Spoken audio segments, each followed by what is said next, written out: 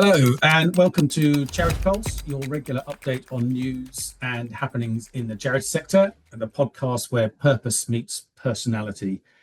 I'm James Saunders, I'm a partner at Moore Kingston Smith, and I'm joined as ever by my co-hosts Catherine Russ-Jomji, partner and head of charities at Shakespeare Martineau, and Charles Mesquita, charities director at Quilter Cheviot.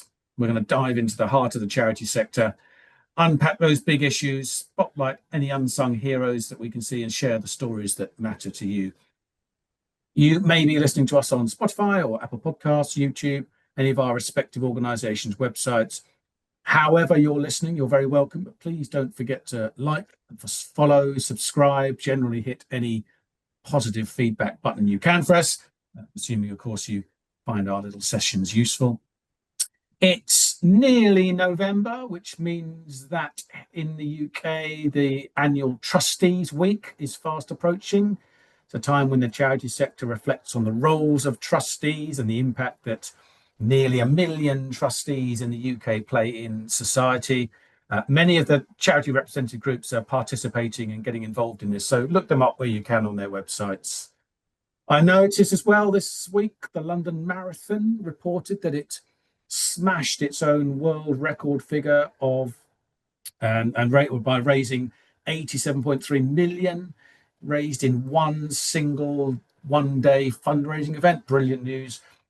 London Marathon, which is reported to have raised £1.4 billion for good causes since its first race in 1981. Brilliant effort, a super effort by London Marathon.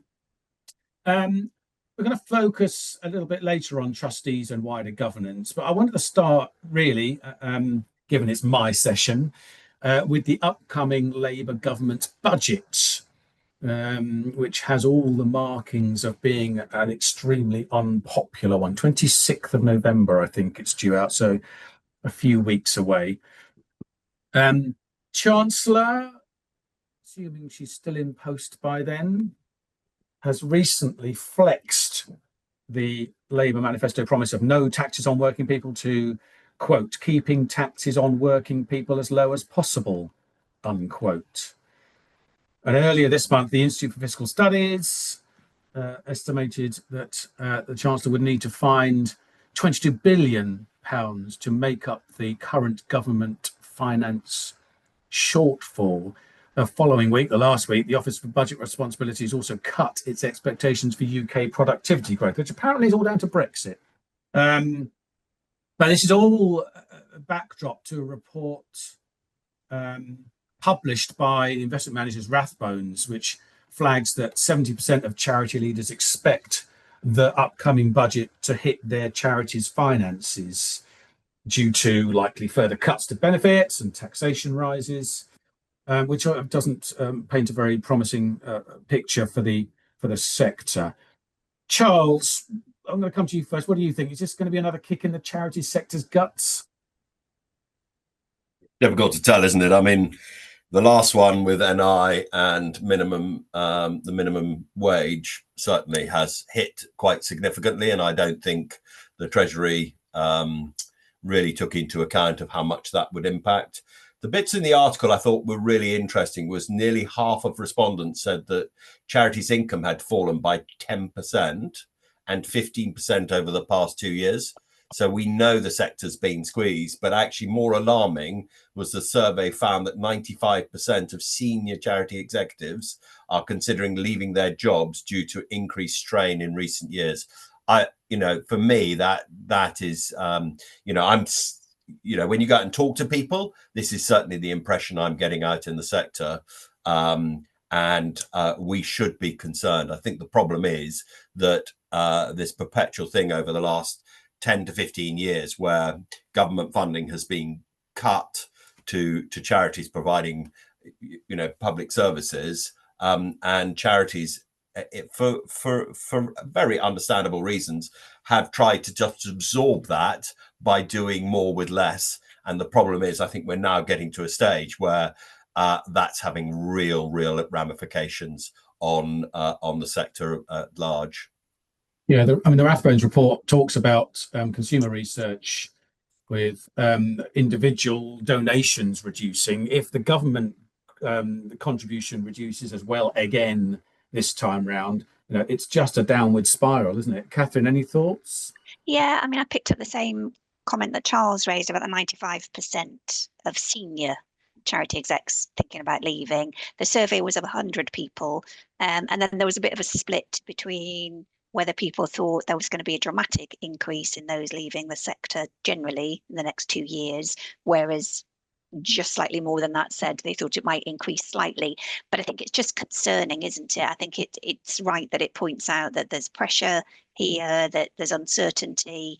That doesn't make for a happy working environment. And I can understand that those that do work in the sector might well be thinking, are there easier, better places that they could be employed rather than being employed here? I was kind of more hopeful of the budget this year that maybe there would be an acknowledgement that the increase to NI and minimum wage had unduly hit the charity sector and hadn't been thought through carefully enough last time round. So I'm hoping the sector isn't going to be pummeled this time round. But I think it's sometimes these creative, ideas that the government comes up with, they just, I don't think, factor in the charity sector at all to even consider what the impact on them could be. But the problem is if they but also you've got ramifications. So if they're going to hit the perception of the rich and have a go at them to try and raise this money, that will have a knock-on effect to how much people contribute to charity. So I think this is all part and parcel of an issue. But also Charlotte Schofield, if you remember when we were talking about fundraising and her job since COVID, although I suspect actually it's been going on for longer than that, has changed from going out there doing a fundraising and seem to be recruiting. And people seem to feel that, being in a job for 9 months gives them the experience they need, that they can then move on to another. And you've got this sort of perpetual problem, which is just increasing the cost of running these organizations. So I really worry about this. It was Hospice UK were in the news talking about the impact that these changes have had on the hospice sector in particular just this week. And there's quite a moving interview with a hospice worker on the BBC, I think, talking about the redundancies, the challenges that hospices have at the moment. And I seem to remember it chimed with me that she said something like, "Can't believe that we're even contemplating, the future, the very future of this hospice, given the work it does." I mean, that's how drastic this has got. The hospice sector is one particular sector I know a little bit more about than others, but it's being replicated across the charity sector, isn't it? It really is very difficult to see a positive way out, really. Continuing on with the theme of charity leaders representing the sector, news this week that a group of charity leaders have banded together to support the Cabinet Office in looking at informed approaches to public service reform. So the Future Governance Forum, which is a government think tank, I believe, launching the Social Insights Panel. A group of charity leaders have got together and are going to be advising one of the government think tanks on this. Charles, is this the first sort of major success of the covenant? People working together between government and sector? Well, I sort of looked at this and felt, that what they're consulting about is stuff they should have been consulting about anyway. So I was sort of, I wasn't. I don't know. I was a bit underwhelmed by everything. That you just think that the charity sector has got a whole lot of expertise in particular areas, so mental health, for example. So why wouldn't you have them as part of the conversation when you're formulating policy? And why is this particularly special now, where it should have been going on for years? So I'm sorry. I was just. I mean, if it means the government and the sector and the private sector work more closely together, so we're more joined up and get better policy, big tick in my book. But I have to say I did look at it and just think, really? The panel is supposed to, or is expected to feed into the Cabinet Office's new program, Test, Learn and Grow program, which apparently it aims to, again, quote, decentralize public service reform efforts by working directly with communities to test solutions, unquote. Catherine, is this fill you with enthusiasm? Well, bless you, James, for your enthusiasm. But I read the Test, Learn and Grow program and laughed and I laughed. And you think, oh my God, it's not enough to just come up with a witty, whizzy title. It needs to actually do something. But I did think the panel is impressive in terms of the panelists on there, the expertise that they've got, their backgrounds, their knowledge, so and the comment being that there's a focus on prevention. So you kind of think, yes, let's get in front of some of these problems, stop throwing money at it after the event. So I think there are positives. Whether the forum will be permitted and empowered to make the changes that need to happen, or whether they'll just be, well, thanks for everything, and we would change that if we could, but it's just too difficult. Who knows? I did think it interesting that one of the panelists, I think, commented on philanthropy having a key role in enabling this kind of structured partnership between civil society, government, and other key decision makers. And I didn't immediately see the connection there of what philanthropy has to play in that. I think that's an option. Not everybody would choose to be philanthropic in that particular direction. So I felt personally that was a bit of a stretch, but I think it will be interesting what the forum comes up with and quite how critical and challenging they are in their observations. Yeah. Good. We will keep an eye on that as it evolves. Third story, if you like, third story this week comes from, now we haven't read this one before, the People's Gazette of Nigeria. But it concerns a UK charity which has been reprimanded by the Charity Commission over serious financial mismanagement. Notably, we've covered this sort of matter quite a lot recently, multiple bank accounts which had no trustee control. So it was reported in the UK charity press as well as the Nigerian press. I picked out the Nigerian press because I thought it was a good one to have a look at. But I mean, what caught my eye about particularly about the People's Gazette headline was that they report, again, in quotation marks, the church becomes another Nigerian ministry facing scrutiny over financial related issues abroad, unquote. So obviously this is a series of features that they've highlighted or followed about particularly religious charities overseas, apparently with Nigerian or heads who are struggling to really comply with the local legislation and guidance. There are a number of points in here about governance and control. And the Charity Commission explained that this particular charity's financial issues stemmed from, particularly from its rapid growth in the UK, and it didn't have the good governance and proper financial structures that it should have had. But it was, to an extent, understandable given that so many branches were opening so quickly. But, I mean, Catherine, this is moving into your sphere of charity governance. In a way, I mean, I read it as charity seems to be a little bit of a victim of its own success, albeit, some good guidance in place in the first place would have been useful. Yeah, I mean, the headline is very attention grabbing, and I had seen comments on it. I think it was on LinkedIn, people saying, I'm a financial specialist and I couldn't cope running 100 bank accounts. So, I think on the face of it, it sounds ridiculous, but actually when you look into it, it's a successful charity that was popping up all over. Different branches were being created. Those branches were opening bank accounts, and it is those accounts that were not compliant, were not under the control of the trustees. The trustees didn't know about them. But that happens, and that happens a lot more often than many people would think when you've got a branch network. So I think, for charities like this, though, it is incredible how quickly they scale up and how they tap into their communities, and people want to donate funds to support the church and its ministry. So, I don't think actually there was any implication at all that there was fraud or mismanagement. It was simply that they weren't, on top of their legal duties in the way that they should be in terms of managing the resources. But, I thought actually it was the scale of it that caught the headline rather than, this happens. And, if they take the learning point from the Charity Commission and improve their systems, then fine, they're away from here. But I thought it got a lot more coverage than perhaps it needed, purely for the 100 bank accounts, I think is what people had focused on.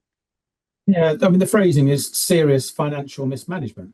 But then it also says lacked oversight and control over charitable funds. And as you say, Catherine, it comes down to a struggle to control these 100 bank accounts operated by individual branches. So it doesn't quite stack up.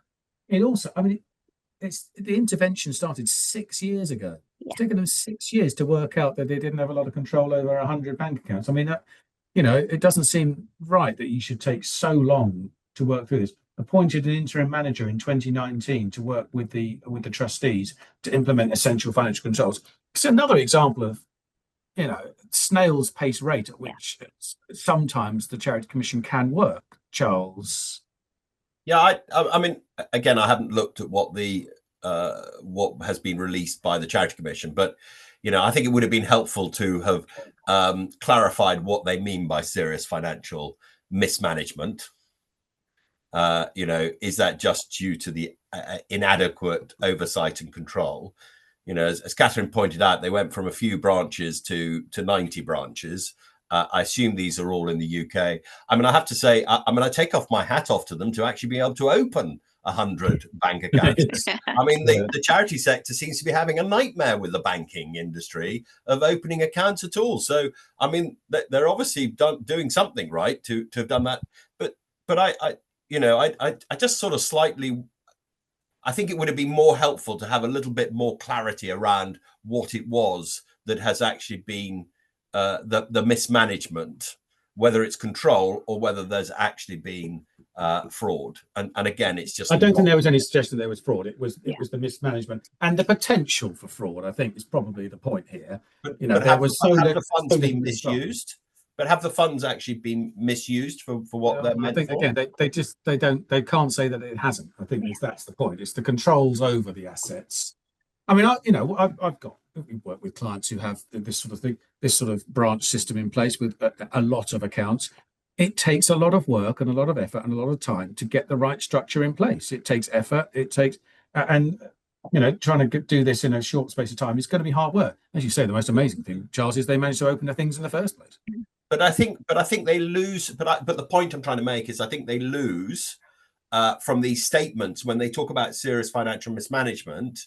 If actually really what their concern is around not having adequate oversight and you control. Say they, you mean the Charity Commission? I'm sorry, I'm talking about the Charity Commission because it's the Charity Commission who have. I mean, this is inverted commas, so it's a statement they have made, and I just think. Again, I mean, Catherine, being a lawyer is very much about being language and being very precise of what you're saying and why, so that it isn't misconstrued or misunderstood. And I just, that to me is what I took away from reading this. Yeah. Okay.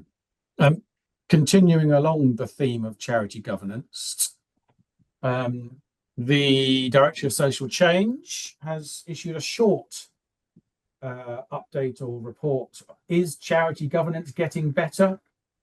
I think they're trailing perhaps some more analysis coming out through next year about equality, diversity, and inclusion in particular, but self-assessment of charities scoring themselves on the DSC's assessment of their own governance. The DSC say they collect data from their governance app, and recent findings are that there's a slight improvement in those self-appraisals of the participants, particularly among smaller charities that tend to mark themselves at lower rates than their larger peers. But recently, those smaller charities have become a bit more positive about themselves.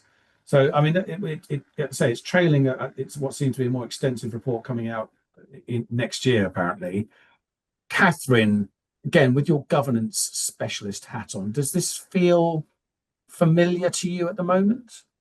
I thought that was a fascinating comment that they made, that the smaller charities score themselves more harshly than larger charities. And when I'm doing governance reviews, at times I'm trying to encourage clients to say what they're doing is brilliant, that their governance is great. And often you don't know, do you? You don't see what governance is like in another charity. You only see your own.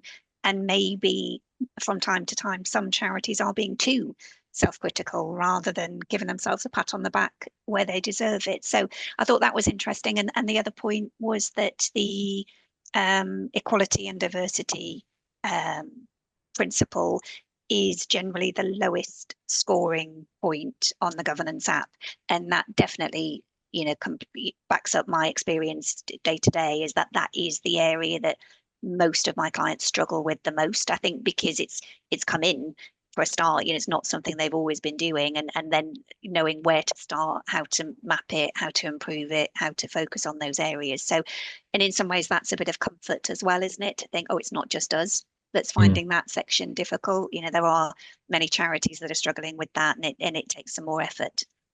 And the updated governance code that's due out any minute now is expected to focus on that diversity and inclusion piece, isn't it? Because it was, as you say, it wasn't really a focus the last time it was updated.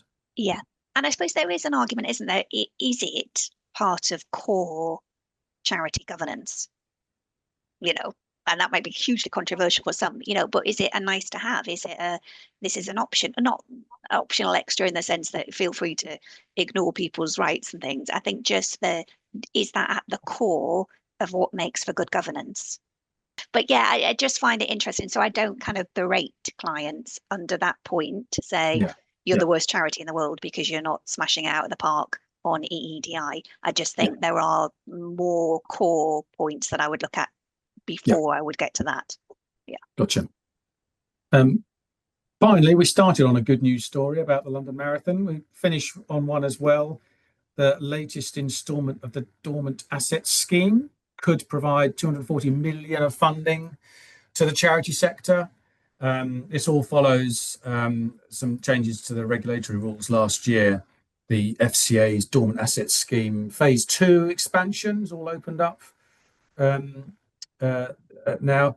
That scheme being operated by the Reclaim Fund, which itself is a not-for-profit body owned by the Treasury, so it's all a bit convoluted. But it has, again, talking about how much it's raised in total, it's distributed more than £1 billion in financial assets to social environmental initiatives since 2011.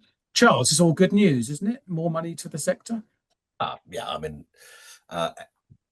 any money is good news. The thing I would have been quite interested is to understand is, okay, fine, they've distributed more than 1 billion, but what have they actually done with it?